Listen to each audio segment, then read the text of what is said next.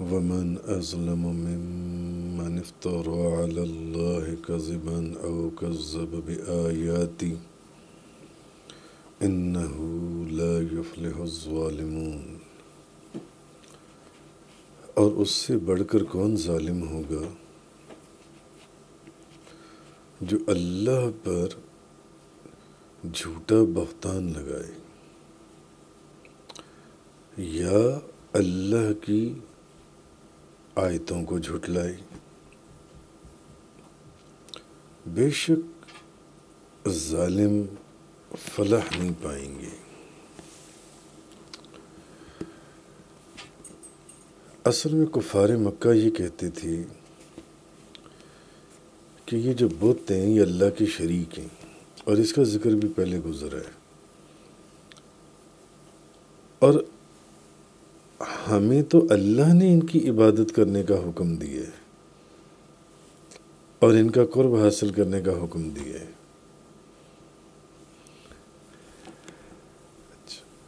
اور پھر یہ جو کفار تھے یہ کہتے تھے کہ فرشتے جو انسی ہیں یہ اللہ کی بیٹیاں ہیں، اور پھر جیسے پیچھے تفصیل سے ذکر گزر چکا کہ بحیرہ، صائبہ، حامی اور وسیلہ سے نفع حاصل کرنے کو یہ حرام کہتے تھے۔ ان اونٹنیوں بکریوں کا ذکر ہوا تھا جن جانوروں کو انہوں نے خود سے اپنے پر حرام کر لیا تھا، جبکہ اللہ نے تو ان جانوروں کو حرام نہیں نہ کیا۔ ان جانوروں پر سواری نہیں کرنی، فلانی اونٹنی کا دودھ نہیں دھونا، یہ ہم پر حرام ہے کہ اگر ہم ان کا گوشت کھائیں۔ تو یہ ساری وہ چیزیں ہیں جن کو وہ اللہ کی طرف منسوب کر دیتے تھے کہ یہ تو اللہ نے ہمیں کہا کہ بتوں کی عبادت کرو، یہ تو اللہ نے ان کا گوشت کھانا اور ان کا دودھ پینا اور ان کے اوپر سواری کرنا حرام کیا، حالانکہ ایسی تو کوئی بات تھی نہیں۔ تو وہ چیز فرمایا کہ اس سے بڑھ کر کون ظالم ہوگا جو اللہ پر بہتان باندھے، اللہ پر جھوٹ باندھے، اللہ پر جھوٹا بہتان لگائے، اللہ کی آیتوں کو جھٹلائے جو ان سے۔ اچھا، یہ تو ہو گئے مشرکین۔ اب یہود کیا کہتے تھے کہ ہم اللہ کی بیٹی ہیں اور اس کے محبوب ہیں، اور ہمیں دوزخ کی آگ جلائے گی مگر صرف چند دن کے لیے۔ اور پھر یہود میں سے بعض ایسے لوگ تھے جو کہتے تھے کہ ہم غنی ہیں اور اللہ فقیر ہے، معاذ اللہ، استغفر اللہ۔ اچھا، پھر نصارہ تو اس سے بھی آگے بڑھ گئے۔ نصارہ یہ کہتے تھے کہ اللہ تین میں کا تیسرا ہے، تین میں سے تیسرا ہے، اللہ تو مسیح ابن مریم ہے اور عیسیٰ علیہ السلام اللہ کے بیٹے ہیں۔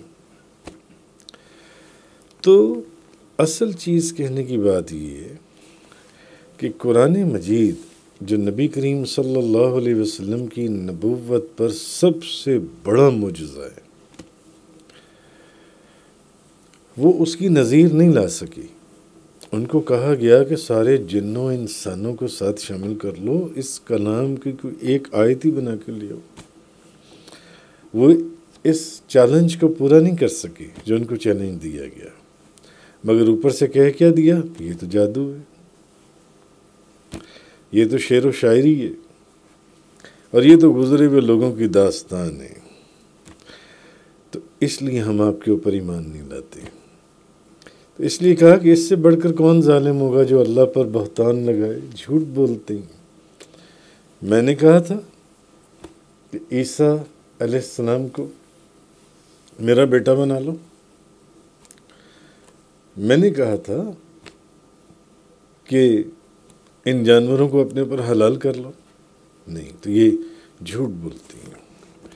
آگے فرمایا وَيَوْمَ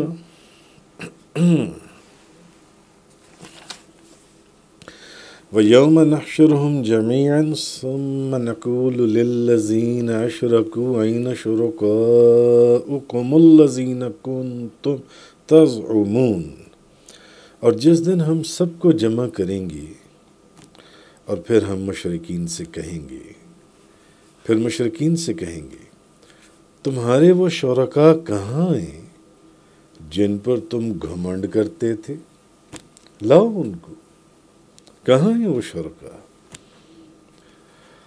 ثم لم تكن فتنتهم إلا أن قالوا والله ربنا ما كنا مشركين، پھر وہ صرف یہی فتنہ اٹھائیں گے کہ کہیں اللہ کی قسم جو ہمارا رب ہے ہم شرک کرنے والے نہیں تھے۔ اب وہ قسم بھی اٹھائیں گے کہ ہم شرک کرنے والے نہیں تھے۔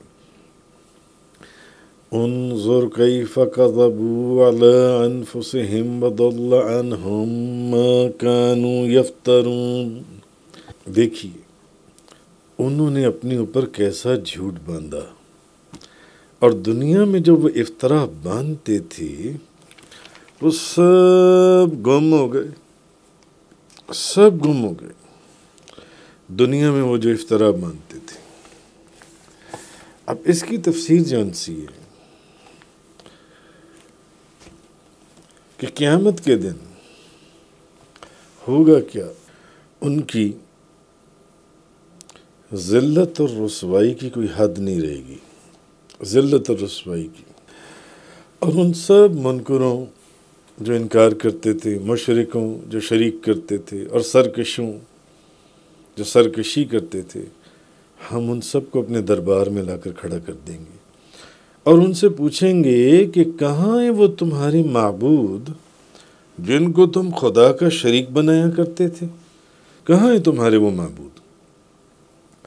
آج ان کو بلاؤ تاکہ وہ ہمارے عذاب سے تمہیں نجات دلائیں۔ اب اصل میں یہاں جو فتنے سے مراد ہے وہ عذر اور بہانہ ہے۔ مقصد یہ ہے کہ جب میدان حشر میں اللہ رب العزت کی بارگاہ میں ان کو پیش کیا جائے گا اور وہ اس کے غضب کا مشاہدہ کریں گے، اور ان کے بتوں، معبودوں، ان کے جو بھی شریک کرتے تھے ان کا کہیں کوئی نام و نشان تک نہ ہوگا، تو جب ان سے سوال پوچھا جائے گا تو مارے حیرت کے اب ان کو کوئی جواب نہیں آئے گا۔ اب وہ کیا جواب دیں؟ اللہ کے سامنے جب وہ کھڑے ہیں کہ بتاؤ، اب وہ اس وقت انکار اور جھوٹ کا سہارا لیں گے، اور صاف صاف کہہ دیں گے اے ہمارے معبود برحق، ہمیں پالنے والے، ہمیں تیری قسم، ہم نے تو کبھی کسی کو شریک کیا ہی نہیں تھا، ہم تو تیرے بغیر کسی اور کو خدا جانتے ہی نہیں تھے۔ اب وہ جھوٹ بولیں گے۔ اللہ پاک فرما رہا ہے میرے رسول ملاحظہ ہو ان کی بے بسی کا عالم، ساری عمر جن کو پوچھتے رہے، جن بتوں کی وجہ سے آپ کو ستاتے رہے، آپ کو پریشان کرتے رہے، اذیتیں پہنچاتے رہے، اب وہ کہہ رہی ہیں کہ ہمارا تو ان بتوں سے کوئی تعلق ہی نہیں تھا، ان کی خدائی کا انکار کر رہی ہیں۔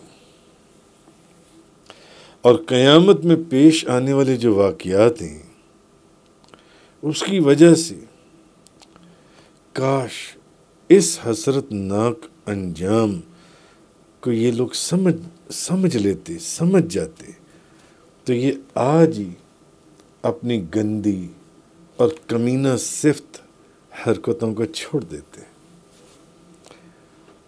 اب جھوٹ بول رہے ہیں کہ ہم تو تیرے سوا کسی اور کی عبادت ہی نہیں کرتے تھے، جبکہ آپ کو پریشان کرتے رہے، آپ کو تکلیف دیتے رہے، بے شمار انہوں نے ساتھ شریک بنائے ہوئے تھے۔ ابھی بھی وقت ہے، سمجھانا یہ مقصود ہے، ابھی بھی وقت ہے کہ شرک سے توبہ کر لیں اور اللہ کی توحید کا اعتراف کر لیں، مان جائیں کہ اللہ وحدہ لا شریک ہے، اس کے سوا کوئی عبادت کی مستحق نہیں ہے، ورنہ قیامت کے دن پریشان ہونے کا کیا فائدہ۔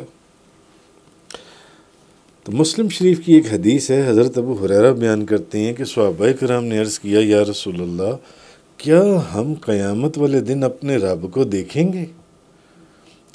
تو آپ صلی اللہ علیہ وسلم نے فرمایا، کیا دوپہر کے وقت جب بادل نہ ہوں تو سورج دیکھنے میں تمہیں کوئی تکلیف ہوتی ہے؟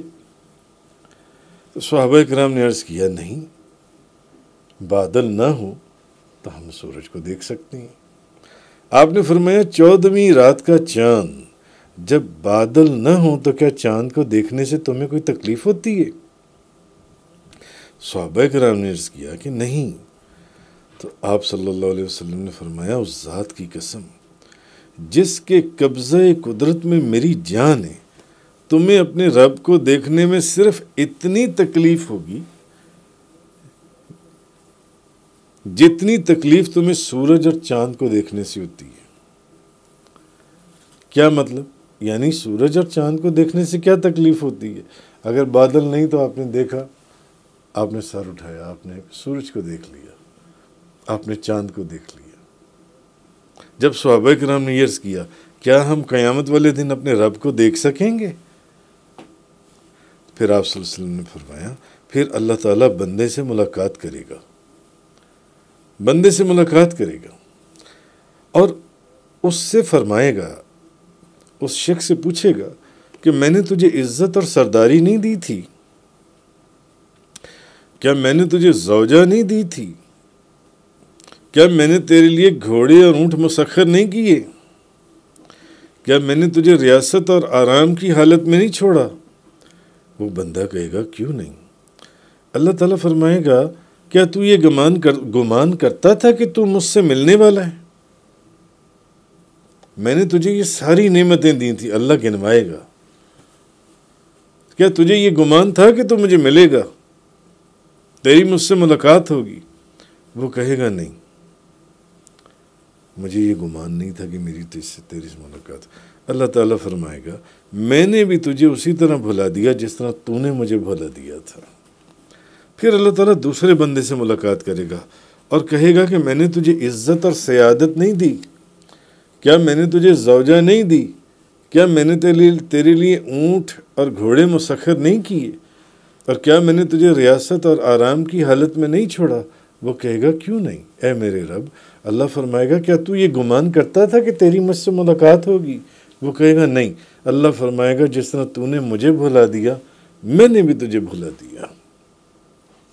پھر اللہ تعالیٰ ایک تیسرے بندے کو بلا کر اس سے اسی طرح فرمائے گا۔ وہ کہے گا، اے میرے رب، یہی سارے سوال کرے گا۔ وہ کہے گا، اے میرے رب، تجھ پر، تیری کتاب پر، تیرے رسولوں پر میں ایمان لایا، میں نے نماز پڑھی، میں نے روزہ رکھا، صدقہ دیا، اور اپنی استطاعت کے مطابق جو میں نے وہ نیکیاں بھی کی، نیکیاں بیان کرے گا۔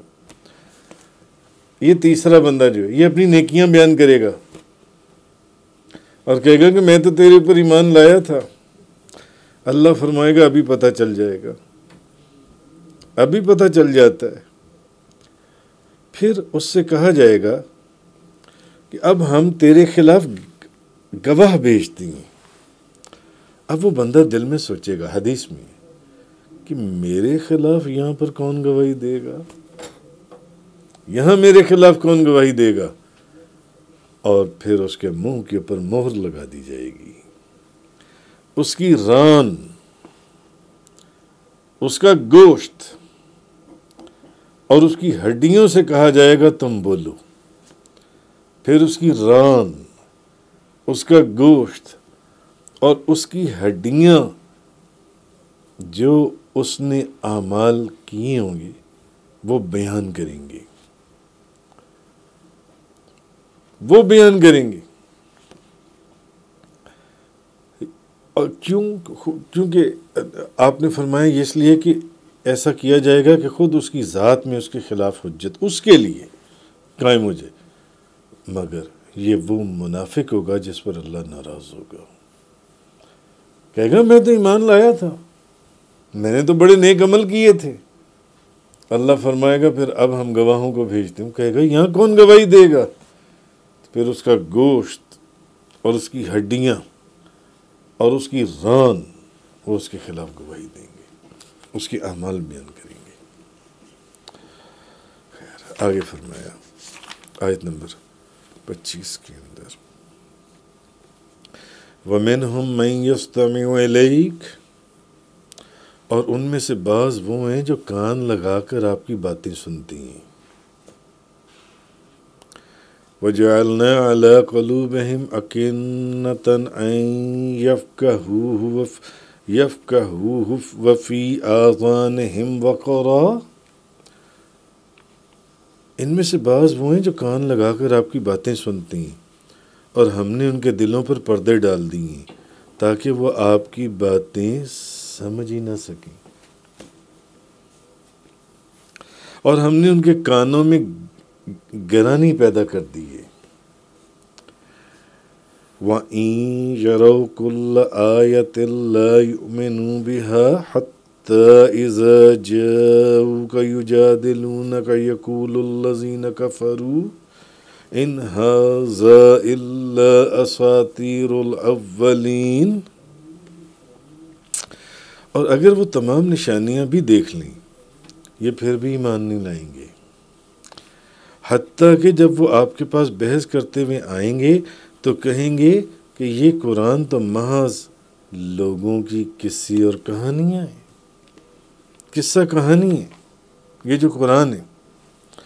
تو حضرت ابن عباس رضی اللہ تعالیٰ عنہما بیان کرتے ہیں کہ ابو سفیان بن حرب، ولید بن مغیرہ، نضر بن حارث، عتبہ، شیبہ بن ربیعہ کے دونوں بیٹے امیہ اور ابی بن خلف، یہ وہ لوگ تھے جو نبی پاک صلی اللہ علیہ وسلم کی باتیں کان لگا کر سنا کرتے تھے۔ یہ لوگ سنتے تھے۔ انہوں نے نضر سے کہا کہ بھئی آپ صلی اللہ علیہ وسلم کیا کہتی ہیں؟ اس نے کہا وہ بھی یہی کام کرتا تھا، اور وہ ویسے بھی لوگ قصے کہانیاں آگے لوگوں کو سنایا کرتا تھا۔ اس نے کہا اس ذات کی قسم جس نے میرے اور ان کے کلام سننے کے درمیان میں کوئی چیز حائل کر دی، میں ان کی باتیں سن تو رہا تھا بڑے غور سے کان لگا کر۔ کیونکہ منافق کرتے کیا تھے کہ یہ باتیں باہر پہنچاتے تھے اسلام کو نقصان پہنچانے کے لیے، صحابہ کرام کو تکلیف دینے کے لیے، نبی پاک صلی اللہ علیہ وسلم کو پریشان کرنے کے لیے۔ منافق صحابہ کرام کے اندر انہی کا بھیس بدل کر بیٹھتے تھے، باتیں سنتے تھے اور باہر پہنچاتے تھے۔ میں نے اس ذات کی قسم جس نے میرے اور ان کے کلام سننے کے درمیان میں کوئی چیز حائل کر دی، میں نہیں سمجھ سکا کہ وہ کیا کہہ رہے تھے، میں تو صرف ان کے ہونٹ ہلتے ہوئے دیکھ رہا تھا کہ وہ کچھ کہہ رہے تھے، یعنی وہ سامنے بیٹھ کر وہ حضور کے ہونٹ ہلتے ہوئے دیکھ رہا تھا، مگر اس کو بات سمجھ میں نہیں آ رہی تھی کہ آپ کیا فرما رہے تھے۔ تو تب اللہ تعالیٰ نے یہ آیت نازل فرمائی۔ تو ان کافروں نے اپنے عناد، اپنے بغض اور اپنے حسد کی وجہ سے اللہ تعالیٰ کی جناب میں کہ یا نبی پاک صلی اللہ علیہ وسلم کی شان میں انہوں نے ایسی گستاخی کی جس کی سزا کے طور پر اللہ تعالیٰ نے حق کو سننے کے لیے ان کے کانوں کو ہی بہرا کر دیا، اور آپ صلی اللہ علیہ وسلم کی باتوں کو سمجھنے کے لیے ان کے دلوں کے پر پردے ڈال دیے۔ بل طبع اللہ علیہ بکفرہم، بلکہ ان کے کفر کی وجہ سے ان کے دلوں کے اوپر اللہ نے مہر لگا دی۔ اللہ اور اس کے رسول کے گستاخ تھے، منافق تھے، باتوں کو سننے کے لیے آتے تھے تاکہ دشمنوں تک پہنچائی جا سکے، یا جو آپ کے وفادار نہیں ہیں ان لوگوں تک پہنچائی جا سکے۔ اللہ نے ان کو حضور کی اپنے محبوب کی باتوں کو سمجھنے کی صلاحیت سے ہی ان کو محروم کر دیا۔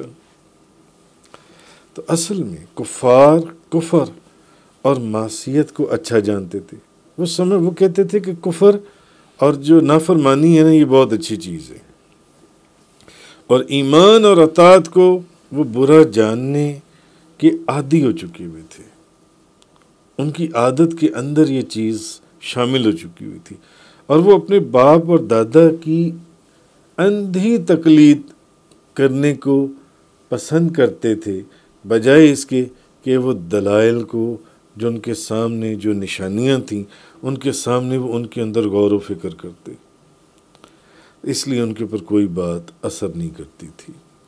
تو دلائل میں غور و فکر کرنے کی بجائے اپنے باپ اور دادے کی اندھی تقلید کو جو انہوں نے اختیار کیا، یہ اس کی سزا اور اس کی تعذیر تھی۔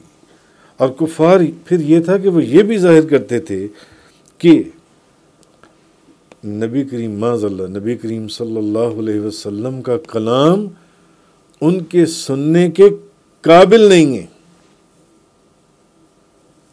یہ ظاہر بھی کرتے تھے اور یہ گناہ بھی کرتے تھے، اور یہ بے ادبی اور گستاخی بھی کرتے تھے، مگر اللہ تعالیٰ نے اس آیت کے اندر یہ بیان فرما دیا، نہیں، بلکہ تم اس قابل نہیں ہو کہ تم میرے رسول کا کلام سن سکو، اس لیے تم سامنے بیٹھ کر بھی ہونٹ ہلتے ہوئے دیکھتے ہو، تمہیں آواز نہیں آتی، تمہیں سمجھ نہیں آتی، تمہارے دلوں کے پر پردے پڑ گئے ہیں۔ آگے فرمایا وَهُمْ يَنْهَوْنَ عَنْهُ وَيَنْأَوْنَ عَنْهُ، اور وہ لوگوں کو اس سے روکتی ہیں اور خود بھی اس سے دور بھاگتی ہیں، اور وہ لوگوں کو اس سے روکتی ہیں اور خود بھی اس سے دور بھاگتی ہیں۔ وَإِن يُخْلِقُونَ إِلَّا أَنفُسَهُمْ وَمَا يَشْعُرُونَ، اور صرف اپنے آپ کو وہ ہلاک کر رہے ہیں اور وہ اس کا شعور نہیں رکھتے، وہ اپنے آپ کو ہلاک کر رہے ہیں، وہ اس کا شعور نہیں رکھتے۔ آیت نمبر 26 سورۃ الانعام۔ اچھا، اب اس کی تفسیر یہ ہے کہ جو کافر تھے یہ لوگوں کو نبی پاک صلی اللہ علیہ وسلم کے اوپر ایمان لانے اور آپ کی اتباع اور فرما برداری کرنے سے روکتے تھے، یہ لوگوں کو نبی پاک صلی اللہ علیہ وسلم کے اوپر ایمان لانے، آیت میں کیا فرمایا، اور وہ لوگوں کو اس سے روکتی ہیں، اس سے روکتی ہیں اور خود بھی اس سے دور بھاگتی ہیں، اور خود بھی اس سے دور بھاگتی ہیں۔ تو کفار جو ہیں یہ لوگوں کو نبی پاک صلی اللہ علیہ وسلم کے اوپر ایمان لانے اور آپ کی اتباع کرنے سے روکتی ہیں اور آپ سے دور بھاگتی ہیں، یا وہ لوگوں کو قرآن مجید کے سننے اور اس کو ماننے سے روک۔ ایک تو صورت یہ ہو گئی کہ وہ لوگوں کو آپ کے پاس آنے سے روکتی ہیں اور آپ کے اوپر ایمان لانے سے روکتی ہیں اور خود بھی دور بھاگتی ہیں، اور دوسرا یہ کہ وہ لوگوں کو قرآن مجید کے سننے اور اس کو ماننے سے روکتی ہیں اور خود بھی قرآن سے دور بھاگتی ہیں۔ تو یہ ان کا ایک ایسا طرز عمل ہے جس سے وہ اپنے آپ کو ہلاک کر رہے ہیں۔ اچھا، بعض مفسرین نے یہ کہا کہ یہ آیت جن سی ہے یہ آیت ابو طالب کے متعلق نازل ہوئی، کہ ابو طالب لوگوں کو روکتے تھے کہ وہ نبی کریم صلی اللہ علیہ وسلم کو کوئی تکلیف پہنچائیں،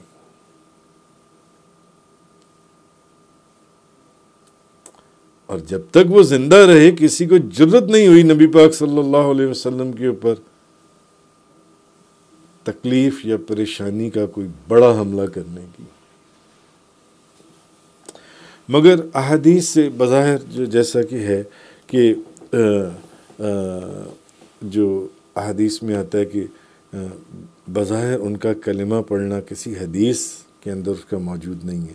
اس لیے بعض مفسرین نے کہا کہ یہ آیت جون سی ہے یہ ابو طالب کے لیے، مگر اصل یہ ہے کہ لوگوں کو نبی کریم صلی اللہ علیہ وسلم کے اوپر ایمان لانے اور آپ کی اتباع کرنے سے روکنے.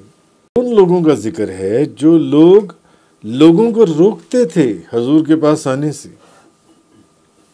اور لوگوں کو روکتے تھے کہ حضور کے اوپر ایمان نہیں لانا، اور لوگوں کو روکتے تھے کہ قرآن کو سمجھنا نہیں ہے اور قرآن کو سننا نہیں ہے. کیونکہ آپ نے حدیث میں ایسے واقعات سنے ہوں گے کہ بعض کافروں کو یہ کہا کرتے تھے کہ نہ ادھر نہ جانا. ان کا کلام ایسا ہے کہ جو ادھر جاتا ہے پھر ادھر کا ہی ہو جاتا ہے، پھر وہ واپس نہیں آتا. تو بعض روکتے تھے کہ نہیں قرآن نہیں سننا، حضور کی زبان پر اللہ کا کلام، آپ کی ذات مبارکہ کے اوپر قرآن نازل ہو رہا تھا، اور خود بھی اس سے بھاگتی ہیں. تو یہ وہ لوگ ہیں کہ ان کا یہ جون سا عمل ہے، اس نے ان لوگوں کو یعنی اپنے آپ کو وہ ہلاک کر رہے ہیں. وَهُمْ يَنْهَوْنَ عَنْهُ وَيَنْأَوْنَ عَنْهُ، اور وہ لوگوں کو اس سے روکتے ہیں اور خود بھی اس سے دور بھاگتے ہیں، اور صرف اپنے آپ کو ہلاک کر رہے ہیں. وَإِن يُهْلِكُونَ إِلَّا أَنفُسَهُمْ وَمَا يَشْعُرُونَ، صرف اپنے آپ کو ہلاک کر رہے ہیں اور وہ اس کا شعور نہیں رکھتے. تفسیر قرآن کا یہ لیکچر انگلش میں سننے کے لیے براہ کرم ڈسکرپشن میں موجود لنک پر کلک کریں.